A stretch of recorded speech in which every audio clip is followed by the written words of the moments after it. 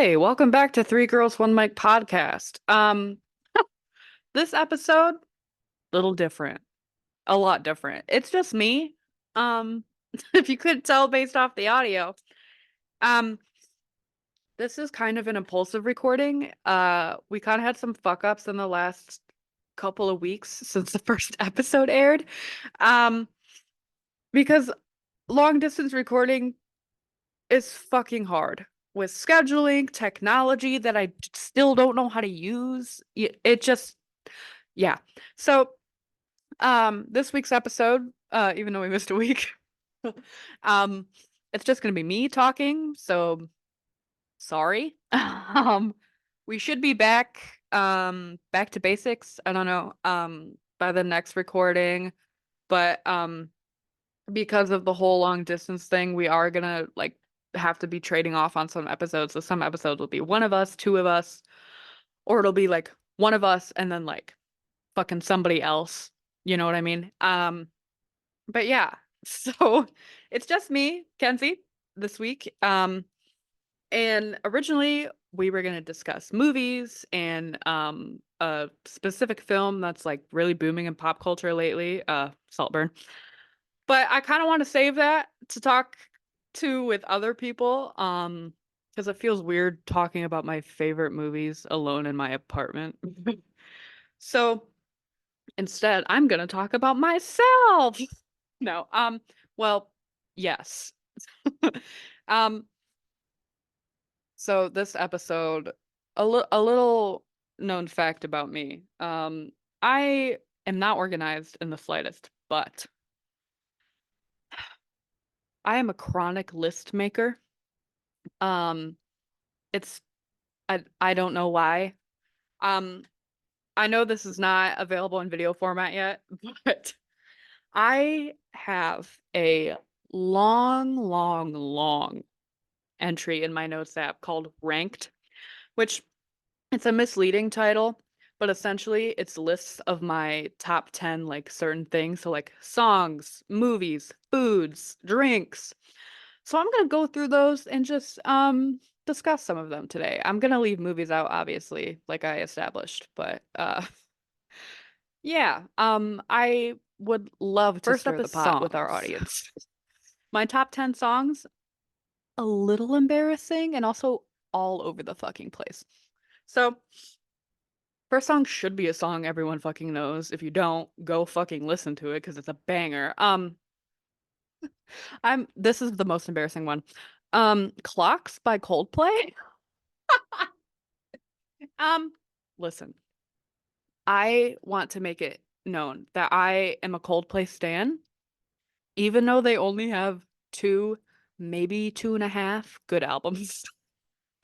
Um, I love Chris Martin. I'm sorry.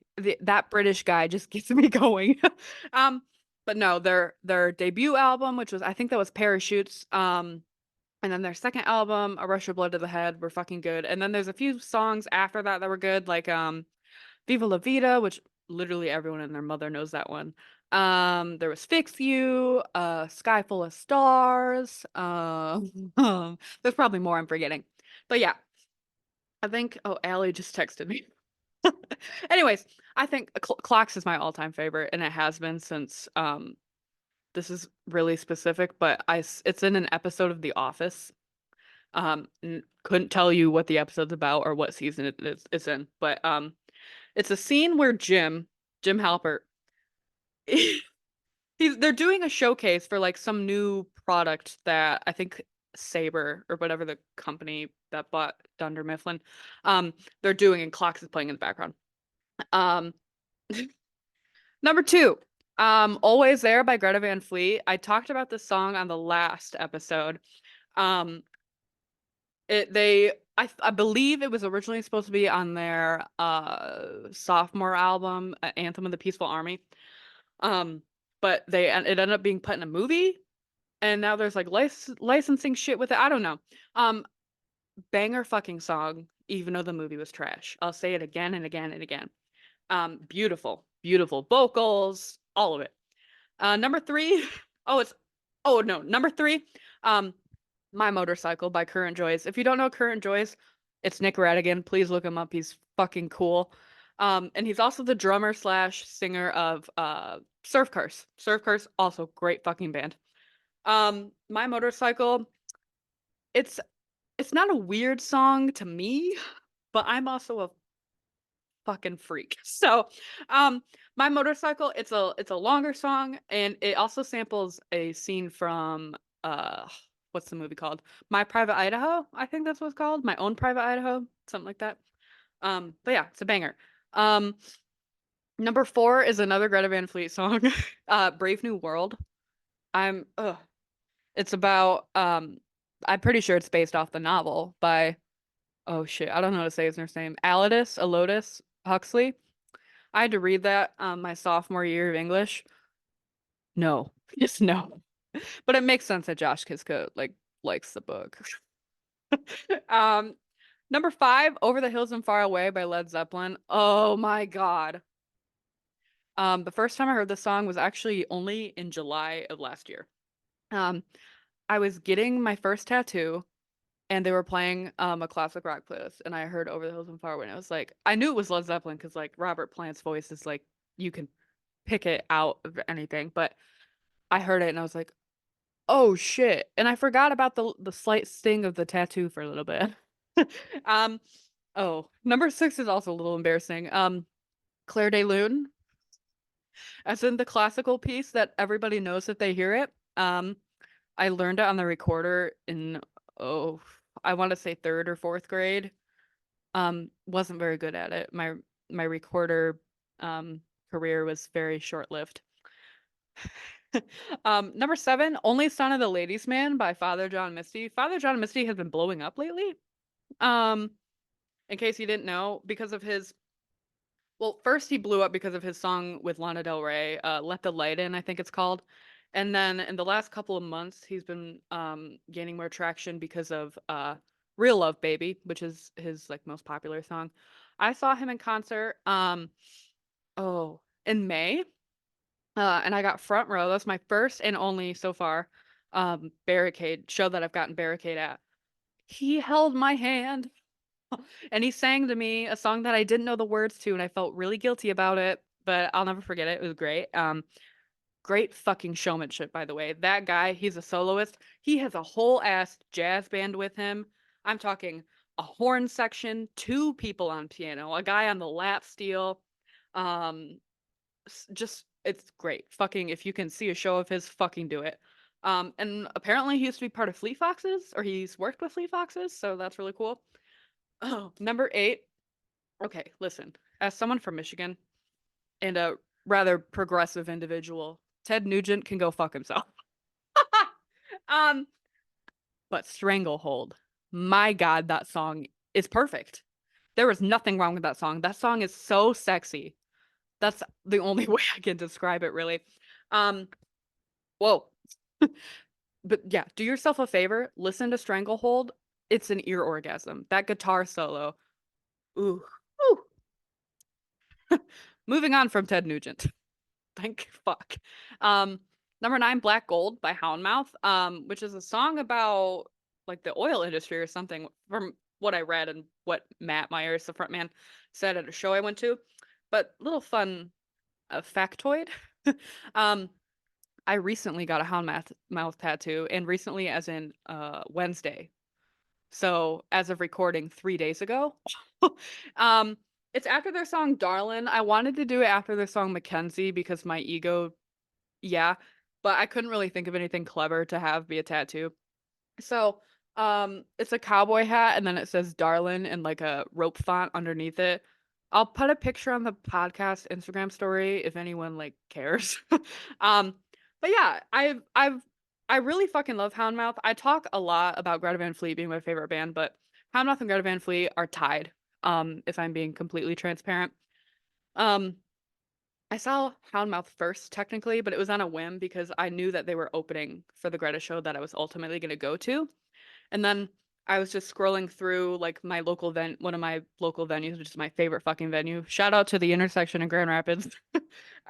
Free plug. Uh, but I saw they were playing and I was like, hey, tickets are only $25. Mom, do you want to go? And she's like, sure. And now my mom and I, it's our favorite band. It's her favorite band. She listens to it all the fucking time. They're great. It's blues rock. They're from Indiana, I think. Fucking just amazing. Literally the best concert I've ever been to is Houndmouth, both times.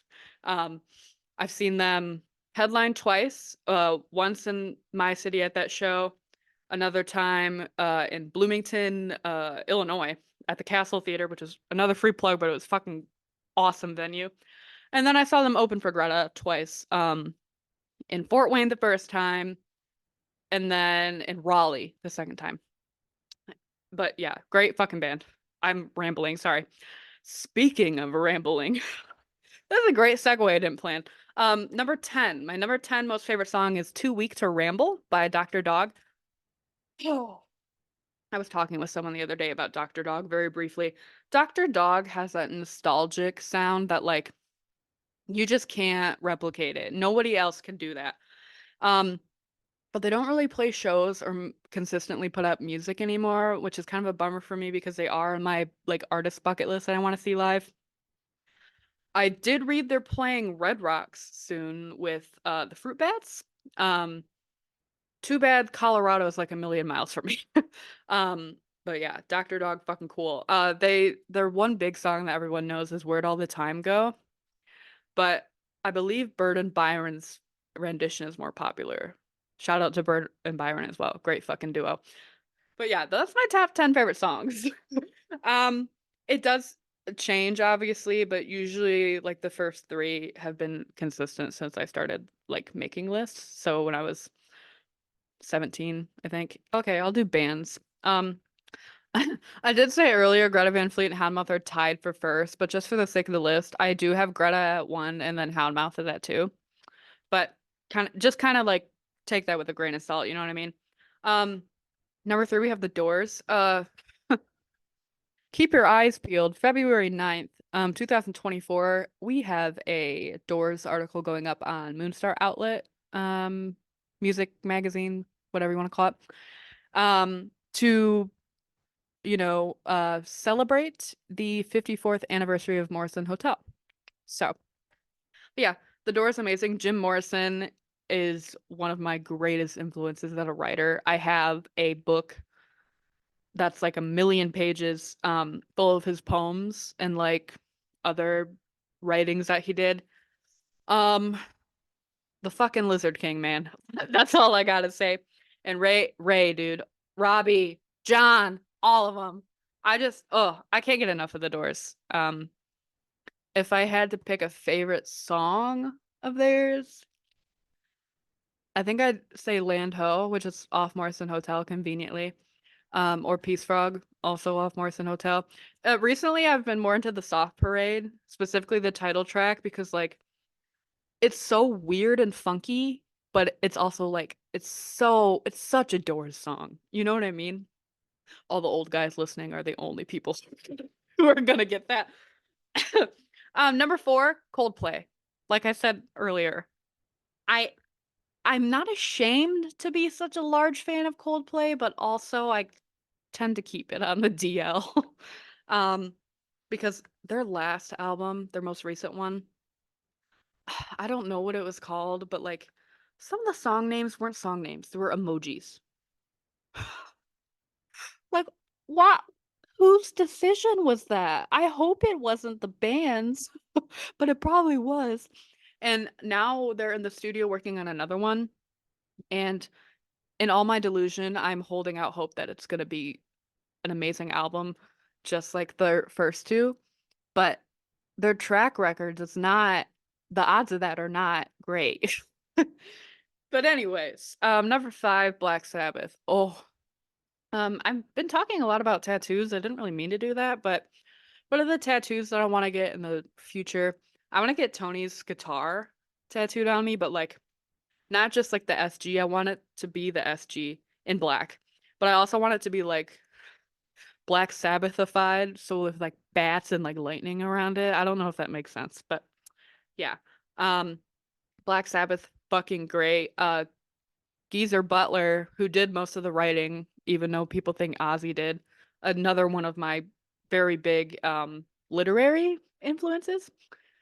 Geezer Butler was, I don't know if he is anymore, also like beautiful, beautiful man. And Tony too. But I've got a thing for bassists. Another really lame thing about me, but you know. Number 6, Led Zeppelin. You know, again, me and those bassists. No, I when people say Led Zeppelin was the greatest rock band of all time, I always see that like there's arguments about that, but like I can see the vision there. Like I honestly think the greatest rock band of all time was either Led Zeppelin or Queen, maybe. I haven't really given that much thought honestly because every band brings something new to the table. Um Even if they're deemed as like posers or like sellouts, but yeah, I don't know. Whoa, number 7 is not one of my favorite bands anymore because they fucking suck. I'm not even gonna say the name. So we gotta think of a new one. So congrats, the Velveteers have been bumped up to number 7. Um, they are a trio from I think Boulder, Colorado. Fronted by Demi Dimitro. I don't quite know the names of the other one, but the other two. But it's really unique because Demi plays guitar, she sings, and I think she does synths too. Wow, my list was going really hard. And then the other two, they both play drums. So I think that's really cool. They opened for Greta Van Fleet. I didn't get to see them though, but I'm really hoping they do like a headlining tour or something and they come to West Michigan. That would be awesome.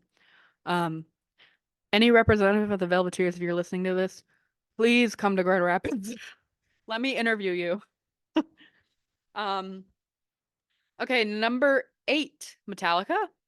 Fucking solid band.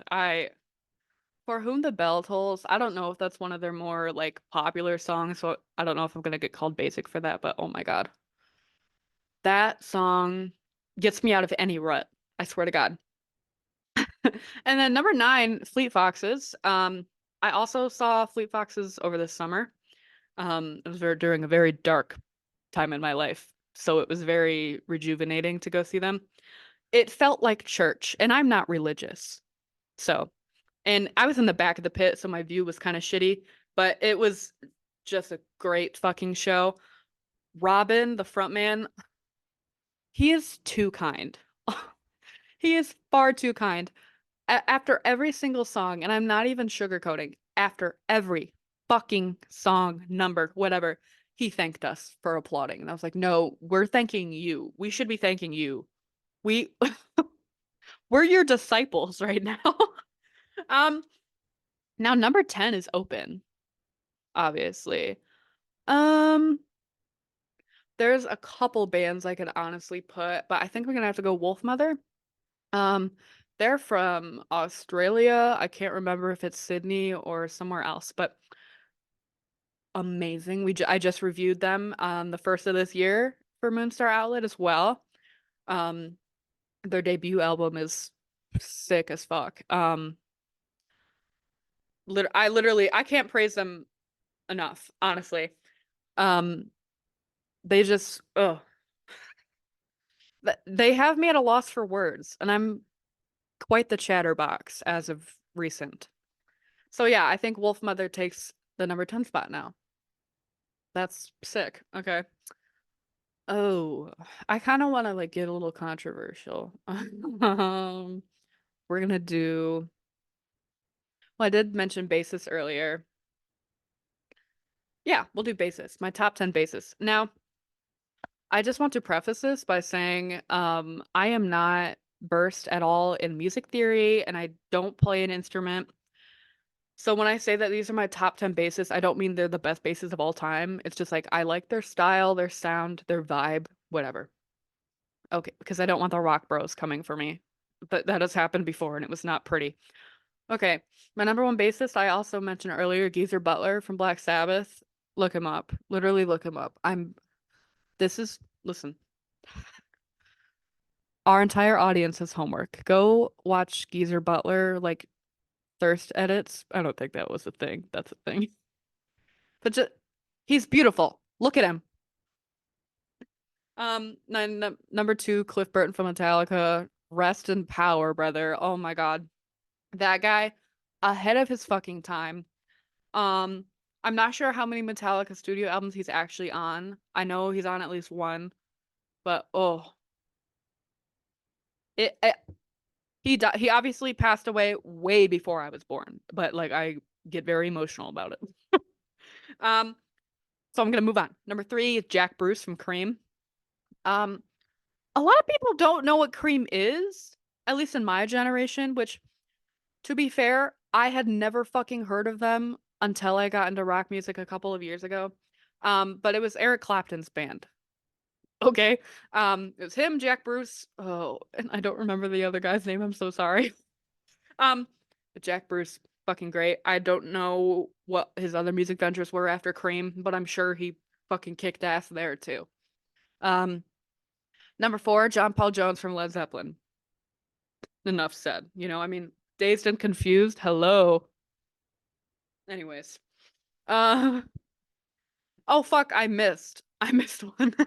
Number five is John Paul Jones. Number four is Bill Wyman from the Rolling Stones. Again, bro. Let It Bleed. Hello. Hello? Live with me? Dude. Dude. um, okay, number six, Roger Waters from Pink Floyd. I feel like Pink Floyd, I don't give them enough credit where it's due. Because Pink Floyd's weird, a little too weird for me in certain areas, like animals. I could not get into that. Um, but yeah, I honestly think Wish You Were Here and Dark Side of the Moon, obviously. And some stuff on the wall, fantastic. Definitely ahead of its time. Like I said earlier. Um, but yeah, and another little fun fact. My senior year of high school, I did an independent study on the evolution of rock music, starting from the 1950s to now. And I don't remember which album it was, but one of Pink Floyd's albums they recorded on a houseboat. Like the studio was in a houseboat. That is fucking baller. Okay, I'm never gonna say that again. Oh my God. Number seven, um, I had to. Sam Kiska from Greta Van Fleet. Um, I mean, I can't just like not put my favorite band's bassist on there. I mean, and I would honestly, my brother's texting me about how the podcast name sounds like a porno right now. I'm so sorry. I had to interrupt to say that. Um, Anyways, Sam is probably my favorite band member of Greta Van Fleet. Like if I had to pick one. They're all I'm not gonna fall down this wormhole. So we're gonna move on. Number eight is Guy Berryman from Coldplay. Um, yeah. Wait, can I name all the members of Coldplay? Chris Martin, Guy Berryman, Johnny Buck Buckner? No, Buckley? John fuck, what's his name? We're taking a brief intermission to figure out the fucking members of Coldplay. It's something Buck Coldplay members. I spelled Coldplay wrong. Johnny Buckland. That's what it is. And then Will Champion. Yeah. I didn't know Will Champion. I would have been able to guess that. But yeah, I am a bad fan. Um, Number nine, we've got Peter Hook from Joy Division. And Joy Division, to my knowledge, eventually became what's the band that sings Blue Monday? I fucking know this, and I'm looking it up anyways. New Order. To my knowledge, Joy Division became New Order after I think the front man took his own life. Um, the bass in those songs were fucking killer too. And then number 10, Paul. How do you say his last name? It's not Paul McCartney. Paul Simonon from The Clash. I don't I don't know how to say his name. I'm also not that big into The Clash, so I think it really says something that I have him on the list, you know. Um, what do we want to do now? I guess I'll do TV shows. Yeah. And I think next I'm gonna venture to some of my other lists that aren't necessarily like top 10, whatever. Um, but my top 10 favorite TV shows as of now, number one is and always will be and has been since I was 13. Criminal Minds. Oh my God. My dream job used to be going to the FBI Academy. Like I had genuine plans to go to the FBI Academy in Quantico and become, I don't know if I wanted to be a profiler, but I wanted to be like do something with psychology with FBI. As you can see, that has changed. But yeah, um, Spencer Reed slash Matthew Gray Gubler hit me up. Oh, he's old enough to be my dad, actually. Um, yeah, that show is fucking great. It's kind of gone off the rails in the last couple seasons, but I I'm still a diehard fan. Number two, Stranger Things. I fucking love Stranger Things. I just got a t-shirt for Stranger Things. I've rewatched it at least 5 times. Um, Great fucking show. Eddie Munson is, mm, yeah. Um, and listen, if the Duffer Brothers are listening to this, they're not. Please bring back Eddie Munson for the plot. For the plot. Okay, number three. This is a deep cut from like 2010 probably. My Babysitter's a Vampire. Um, I think it was a Disney show, but it was like Canadian Disney. I don't know. And it was first a movie that they turned into a show, and then the show got canceled like right as they ended on a cliffhanger. I will never forgive them for that. Honestly, it's been I don't even know how many years, and I'm still deeply wounded by it. So, yeah. Um, Number four is Hell's Kitchen, the Gordon Ramsay show, where he screams a lot. Well, he does that in every show. Um, I Once a Food Network kid, always a Food Network kid. That's what I say, right? I mean, I grew up watching Guy Fieri's Diners, Drive-ins and Dives, fucking Bar Rescue, Restaurant Impossible, Chopped, Cutthroat Kitchen, Worst Cooks in America. So I'm still with my roots in that sense because I love any Gordon Ramsay show. Number five, Shameless. Shameless is a great fucking show. Um, I've always been a Jeremy Allen White girl. And now he's finally getting that recognition. And I liked Fiona's character. I always see people saying that Fiona Gallagher sucked. Fuck you. Fiona was a queen. Anyways. Number six, I am not okay with this. It's another show that got canceled I still have beef with, but it's more recent. It was a Netflix original. It was two of the kids that were in the It remake. The girl and then the kid that was scared of like the painting. My descriptions are out of this world. Um, it was they were the two main characters of the show, and like the girl had like superpowers, and the guy was like in love with her, something like that. It was really good though. Okay. And they ended it right before she like figured out why she had superpowers or something like that. I don't. It was fucking annoying. Number seven, show I referenced earlier, The Office. Haven't watched The Office in a hot second. But like that was one of the first TV shows besides Criminal Minds that I was like, oh, I actually want to watch every single episode of this. Um, and it's also a big reason why Steve Carell is one of my favorite actors. You know, he's got Steve Carell. Everyone always kind of relates him to like comedy stuff because of like The Office, Despicable Me, The 40-Year-Old Virgin, stuff like that. That guy has range. Beautiful Boy. Oh my God. Saddest movie I've ever seen. He did an excellent fucking job. Him and Timothy both did.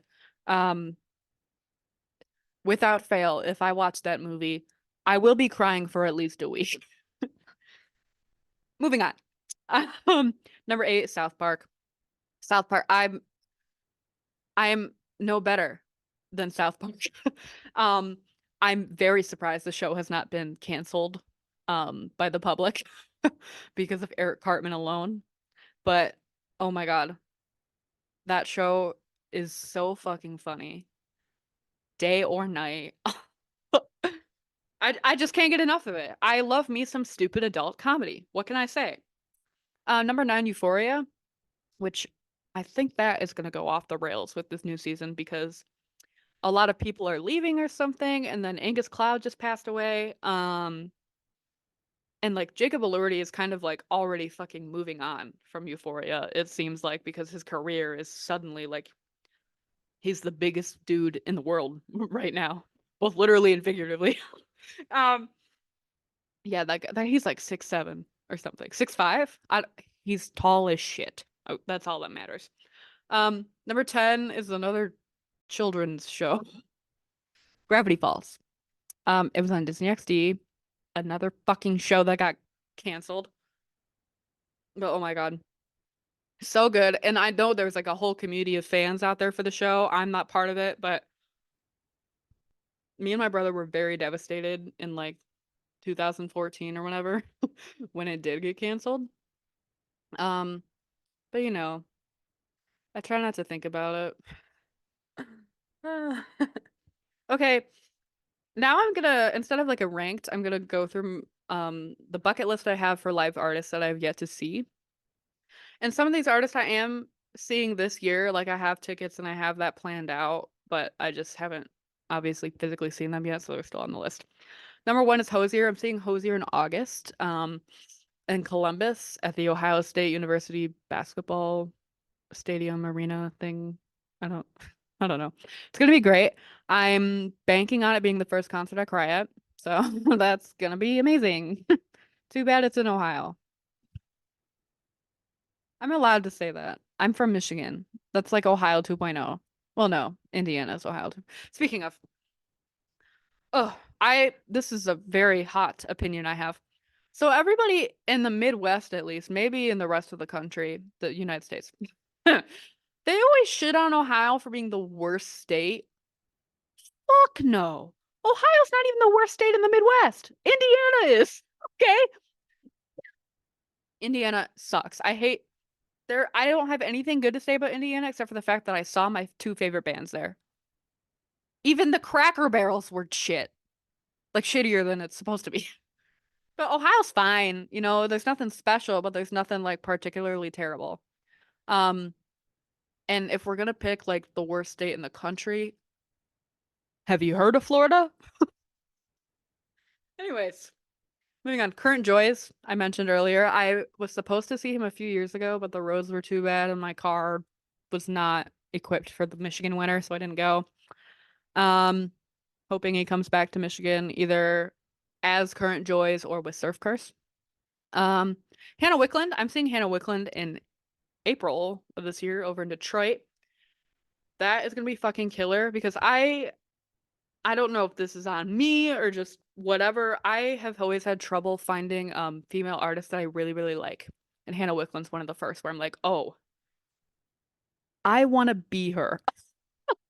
Not really, but like I don't know. She's just like the first modern female artist where I'm like, oh, I really, really love her entire discography and she's fucking cool. So that's gonna be a hell of a show. Hoping I get a good view because it's a GA club. Um, Another artist is Richie Mitch and the Coal Miners. They just opened for somebody. I don't even know who it was in my city, but like I couldn't bring myself to pay $50 just to go watch the opening act because I'm a cheap. So it didn't happen. Richie Mitch and the Coal Miners, one of them follows my business account on Instagram. Come to Michigan, play a show in my apartment. You can play right here in my living room. I just want to hear Signal Sender, Lucerne, Evergreen, and like everything, your entire discography. Um, Next is the Criticals. The Criticals are a duo, I think technically, but they do have like a live band with them. From Nashville. Oh, great fucking music. I'm not familiar with all of their music yet. That's on like my to-do list. But the stuff I know is fucking amazing. Like, yep. Anyways, um, let's see. Grace Bowers. Grace Bowers is an artist I want to see in any capacity, either if it's with her band or if she's like with Myron Elkins, who I've also seen. Um, if you haven't heard of Grace Bowers, look her up. She's I want to say she's 16, maybe 17. she's young, right? Um, and she can shred like she's been playing for her fucking longer than she's been alive. Um, yeah, I am fully expecting her to like totally kick ass in like the mainstream area of music, hopefully with rock. Once she like gets settled with like her own band and establishes some original stuff. Um, who's another artist that I want to see? Oh, I'll do two more. So, Noah Khan, he's like talk of the town right now. I'm reviewing one of his songs soon. Keep your eyes peeled for that. Um, he I'll be honest. So Noah Khan on like my feed and my socials first kind of blew up in June, May, and during that time, that was the lowest point of my life, like I talked about earlier with the Fleet Foxes show. And I'm very stubborn with music like that. That's not rock music. So I did not at all enjoy Noah Khan's music at first. I was like, he's trying to be hosier, but also like country. I don't know. Like I was such a bitch about it. And then all my friends listened. They're like, Noah Khan's so good. And I was like, yeah. Um, and then I think in September or October, I was like, you know what? He's really getting famous and like there's whispers that he's gonna like be doing something with Hosier soon. So why not check him out? Oh boy. Music taste, much like taste buds, changed drastically, I've come to realize because I listened to Stick Season, the first track. I don't even know what the first track is off the top of my head, but I listened to it and I was like, this is Noah Khan? The guy that I've been secretly shitting on this whole summer? This is great. And then it was really funny, and ironic because my favorite song after I listened to all of his work ended up being Northern Attitude. And then that was also the song that he collaborated with Hozier on, so that was just like the cherry on top. And I was like, oh my God. And he's funny. He is so fucking funny. I don't if anyone doesn't follow Noah Khan on like Instagram or TikTok, please do. It's like a comedy show. And it's so very obvious when he posts versus when his team posts. Let me just say that. Um, the last artist that I'll mention that I want to see live is Hey Nothing. I just wrote a little chunk about them for this monthly um special that we do at Moonstar Outlet. Hey Nothing is a duo. I think they're from Georgia, Atlanta. Um, it's like indie folk with even like some rock sprinkled in there. Fucking amazing. It's Harlow and Tyler, I think are their names. And they're my age. They might be younger than me. And they have more talent in their pinky than I have in my whole body and then some. Crazy. Um, but yeah, they're very tiny, so I don't think they're gonna be like doing a headlining tour anytime soon, but they did just release their debut album on Halloween. And it's a really great album. I very much ask that you listen to it. Dude, this whole episode is like me shouting people out. This video or this podcast is sponsored. No. Um, I'm not making money. I'm broke. I work as a janitor, people. That is my job. Good. Good God. Um, I think it's almost time for me to kind of wrap it up. So, the last list that I'm going to read is my concert venue bucket list. Um, I know this is not a normal bucket list to have because I don't actually have a regular bucket list, if I'm being completely honest. But I do consider myself a very avid concert goer. I fucking love live music. It is where bad things die. I don't know why I worded it like that. But I don't know, I just find the utmost joy in it, and I think that comes as a surprise to a lot of people because I'm very meek and mild-mannered. I don't dance. I'm not particularly outgoing. Um, but anyways, my concert venue bucket list is kind of short right now because I haven't really looked into other places yet. But as of right now, I'm just gonna read them off. The Troubadour in West Hollywood, California. Um, it's just a very historic venue, you know. So like you gotta go there just to go. Like I'll see like my least favorite band there. I'm not gonna name them because they don't fucking deserve that, but a lot of people should be picking up on who I'm talking about. Number two is arguably like the biggest one that I want to go to, which is Red Rocks Amphitheater in Morrison, Colorado, that I mentioned earlier. Um, beautiful, beautiful amphitheater. If you don't know, it's like carved out of one of the parts of the Grand Canyon. I don't see. It's flat up here, so I don't really know terminology when it comes to like mountains and canyons and stuff. So, um, that's my biggest one. Number three is the House of Blues in Cleveland, Ohio. Again, it's just a really historical venue. Number four, I actually got to cross off the Blind Pig in Ann Arbor, Michigan. Um, used to be a speakeasy, I think. Yeah, because that's like what a blind pig is. Correct me if I'm wrong. I'm probably wrong. Next is Kalamazoo State Theater in Kalamazoo, Michigan. Again, it's an older theater. And after I went to the Castle Theater in Bloomington, it's just like those types of venues. I'm like, I really dig it. Um, the Greek Theater in Los Angeles. And then Madison Square Garden, which I just like have that on there because like it's iconic. Like it's New York. And then I have the Beacon Theater in New York, the Fillmore Detroit, which I have heard terrible things about the Fillmore Detroit, but it's also like the venue in Detroit besides Little Caesars Arena and St. Andrews.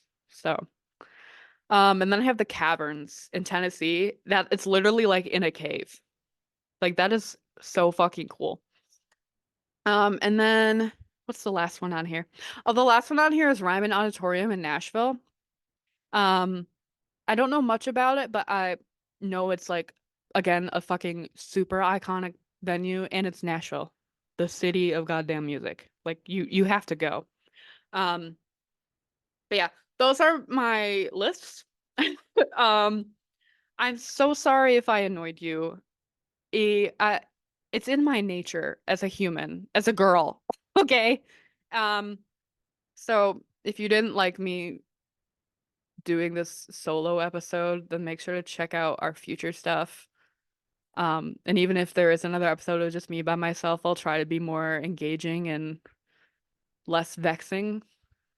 I'll put a forewarning to take an Advil before you listen.